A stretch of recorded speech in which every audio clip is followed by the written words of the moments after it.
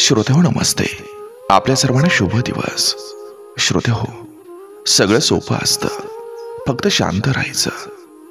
रोजचं धावपळीतलं आयुष्य, कोण काय म्हणेल याचा विचार, कोण पुढं गेला याचा ताण, आपल्याला अजून काही जमलं नाही याचं दुःख, हे सगळं आपण मनात साठवत राहत असतो आणि मग विसरतो की आपल्यालाही वेळ लागणार आहे, आपल्यालाही जमणार आहे.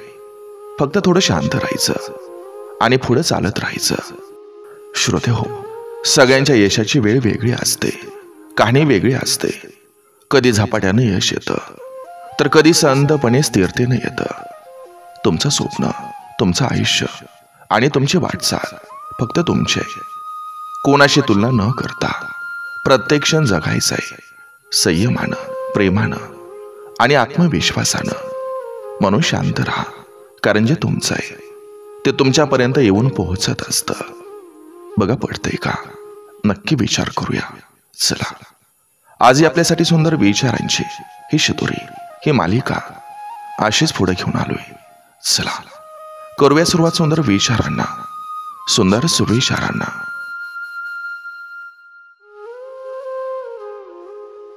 प्रत्येकालाच नाही जमत माणसं ओळखणं, कारण तराजू फक्त वजन करू शकतं, क्वालिटी नाही ओळखू शकत. मुलगी बहार नसते, तर जीवनाचा आधार असते.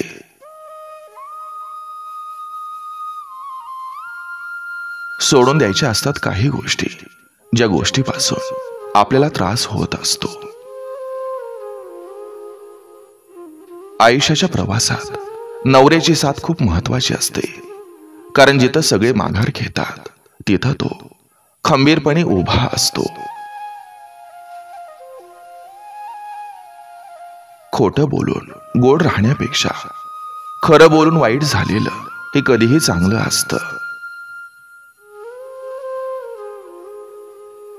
आयुष्यात एकच ध्येय ठेवायचं, हारलो तरी चालेल पण मैदान नाही सोडायचं, कारण मावळलेला सूर्य पुन्हा उगवत असतो.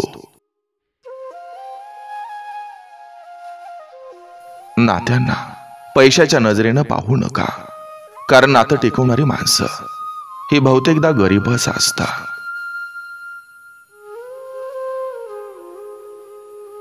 क्षमा करायला शिका, कारण आपण सुद्धा देवाकडून तशीच अपेक्षा करत असतो.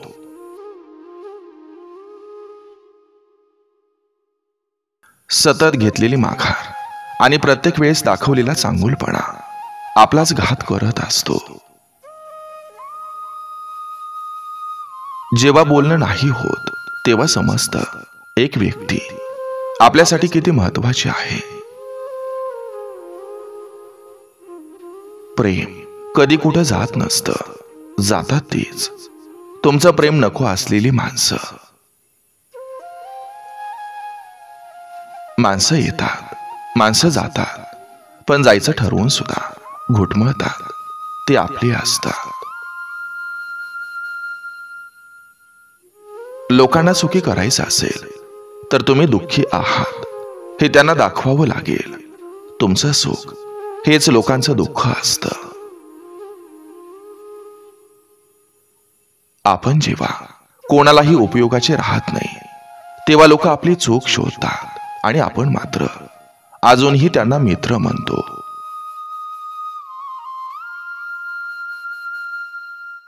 स्वतःमधला इगो बाजूला ठेवून फक्त एकदा स्वारी बोलल्यानं आपण लहान होत नसतो, पण एक मात्र होतं, तुमचं नातं आयुष्यभर टिकून राहतं, ते सुद्धा आनंदी.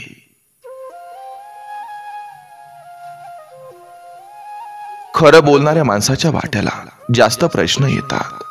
खोटं बोलणारा माणूस कुणाच्या तावडीत सापडत नाही. खरं बोलणाऱ्या माणसाला उपदेश करणारे जास्त भेटतात. जर तुम्हाला एखाद्या व्यक्तीच्या आयुष्यात काय चाललंय हे माहीत नसेल, तर त्या व्यक्तीबद्दल तुम्हाला चार चौघात मत मांडण्याचा अजिबात अधिकार नसतो.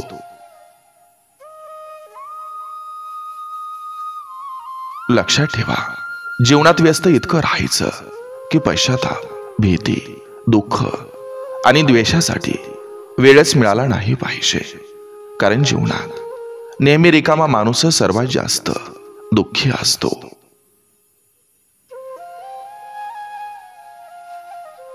कोणी बोलावलं नाही तिथं जाऊ नका. जिथं महत्व दिलं जाणार नाही तिथं राहू नका.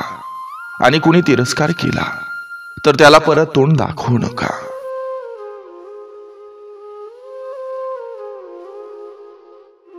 आपल्या मनात शांतता असेल तर आपल्या घरात सुद्धा शांतता नांदत असते.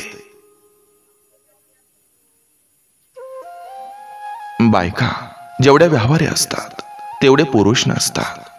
आपल्या संसारात काय काय उणीवा आहेत याची जाणीव पुरुषांपेक्षा बायकांना जास्त असते.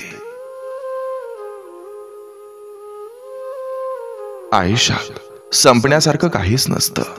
एक नवीन सुरुवात आपली वाट पाहत असते. सारखं सारखं हर्ट होण्यापेक्षा त्या व्यक्तीला त्याच्या आनंदासोबत खुश राहू देणं हे कधीही चांगलं असतं.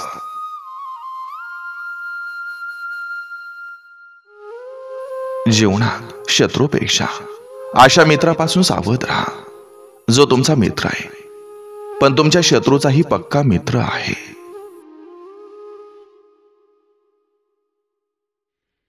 रडवणारे रडवतात, हसणारे हसत पाहतात.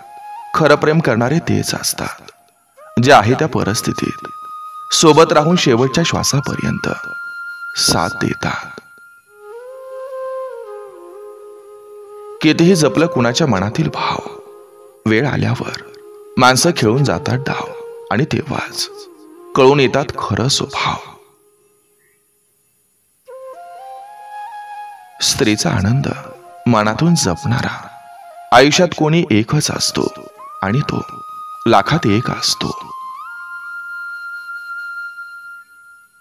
आपण कोणाचं चांगलं केलं की देव सुद्धा आपलं चांगलं करत असतो.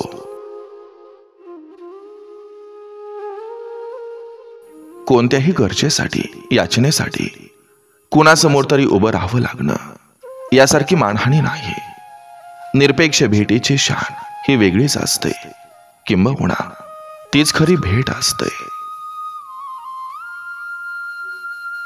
पायातून काटा निघाला की चालायला मजा येते आणि मनातून अहंकार निघून गेला की आयुष्य जगायला मजा येते.